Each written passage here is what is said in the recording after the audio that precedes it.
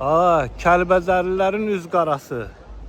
Arvadı cırıq paşa evlərdən bir dənə cırıq alan, erməni südü əmən, Ammacello Cavid Qurbanov. Görsən bunun uzunluğunu.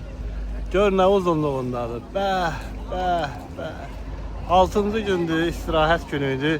Möhtəşəm bir gəmi gördüm. Dedim, ala bu gəmini Cavidin erməni anasına itələməyim, neyniyim? Cavid, sən qəhbənin balası milyardersən. Əmin nəvəsi Şeymin Təpəsi Kəlbəzərin icra başçısı, qardaşım polis rəisi, qəhbələrin deputat, Peysəroğlun Şəmşirli babamın ruhuna itəliyim. Arvadı qəhbə baş prokurorun deməli Kamran Əliyevin pul yığanı. Bax, varın dövlətin olmağı ilə deyil. Baba, gəminin uzunluğunu görürsən. İtəliyirəm sənin erməni anava. Qoy sənin qohum, əqrəbən, nəvələrin, sənə hörmət eləyənlər, bossum, şefim deyənlər hamısı Peysər aslında. Sən qəhbənin balasısan. Adamın gəldi, mənə 150.000 avro pul təklif elədi. Almadım. Mən satılıq adam deyirəm. Mən nə kanal satıram, nə də ki, səni kimi arvadı qəhbələrdən pul istəyirəm.